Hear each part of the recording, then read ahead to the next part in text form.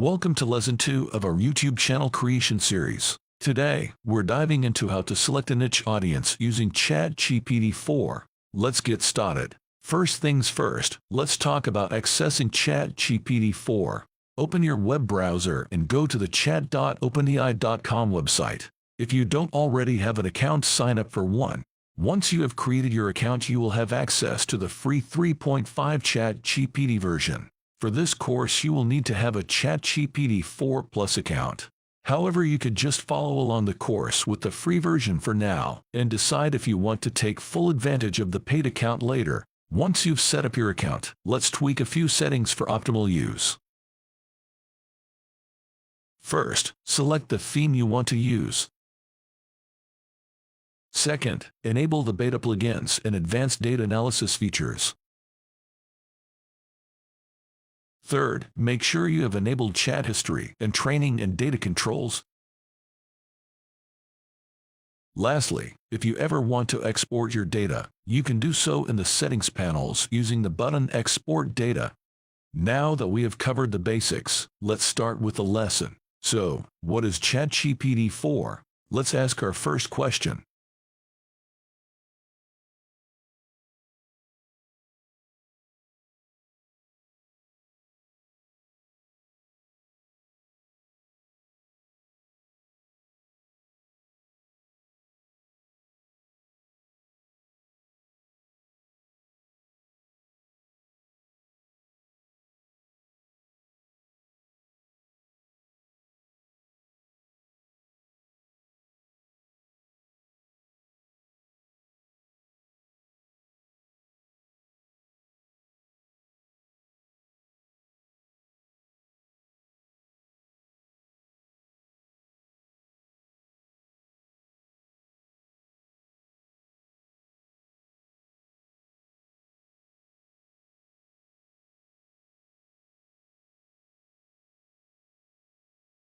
This is the magic of ChatGPT 4. It can generate human-like text, which makes it a great tool for content creation and research. Let me show you. Let's now use it to research YouTube niches for our faceless YouTube channel. First, we'll need to create our ChatGPT 4 engine to search the web efficiently in order to avoid failed search results like this one. When you're ready to create your engine, click on Explore. Once the page is loaded, click on Create a GPT.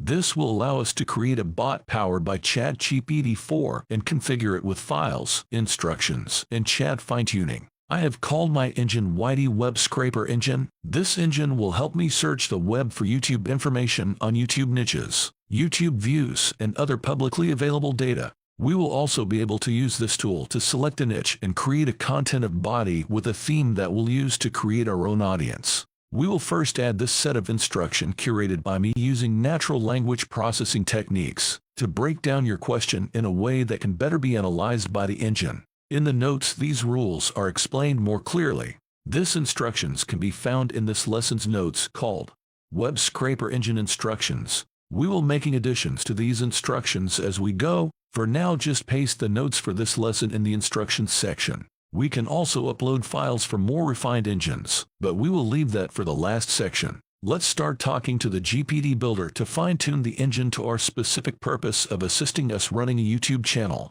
This will allow us to automate 80% of the work and only work on the 20% of the work that really matters.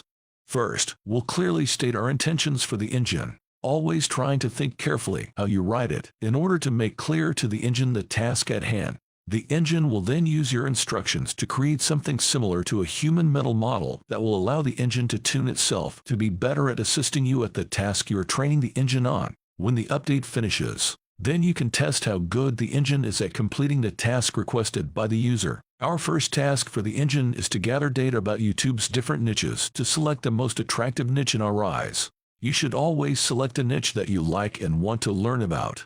This will help you stick out from the competition and grab bigger margins. As you can see here, the engine gathered data and came up with a ranked list of niches to select from, like make money online, health and fitness, and other niches, with a very detailed analysis on the competition. The answer also includes a how-to guide to identify voids and opportunities in these niches, and when the engine was reaching the end of the answer crashed. What do we do when the engine crashes? The engine can crash when completing tasks that require intense computing power. When this happens, it means we're asking heavy questions, and we need to break down one prompt into smaller prompts. We can also try regenerating answers, which can help in some cases, but sometimes the prompt is too complex, and it always results on a network error. And when this happens, the prompt needs to be broken down into smaller prompts. If regeneration does not work, refresh the page. Use the GPT Builder chat to describe the prompt that made your engine crash so the engine can fix itself. And once it's done updating itself, we test the results.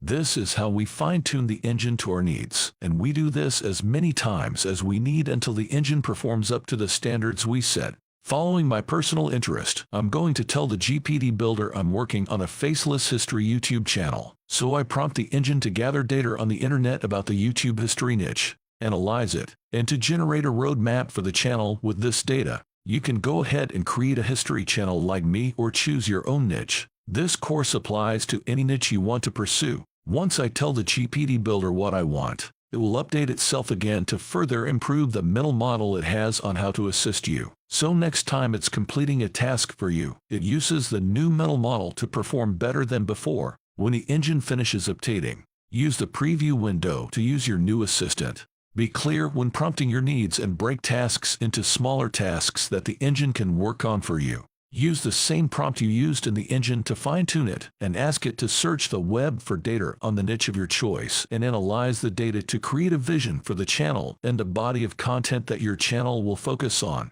As you can see here, after finishing searching the web, when reaching the end of the answer, the engine crashed again. Before it crashed, it listed 5 sub-niches for us in the history niche. You can copy this list and refresh the page and ask the engine to analyze this list and help you choose one sub-niche. I love the suggestions, but I already know what do I want to make videos about. But I do want to improve my engine. So I then use the chat builder to explain the new crash, even pasting my prompt and the answer which the engine builder used to improve itself. Isn't that amazing? Once the update is done, you can see on the right is ready to be used. Since I already know what I'm going to be creating content about, I just asked my assistant to help me choose a name, and my engine first asked for information about my channel in order to suggest an appropriate name. So I prompt it with a message describing my intention for this channel and how I want to talk to the emotions of an audience in a positive way through a history channel. And chatgpt 4 came up with great suggestions. I ended up choosing the name Sagas of Success. With this channel name, I think I can focus on videos that highlight the story of people that beat the odds, inspiring my audience. I used my channel name in the next prompt to ask the engine to generate 5 episodes for my channel. Now that we have configured our engine, chosen a name for our channel, and decided our first 5 episodes, it's time to work on the scripts for our videos. In the next lecture, we will set up our own faceless YouTube channel, and we will also create a YouTube engine to help us generate the account information details.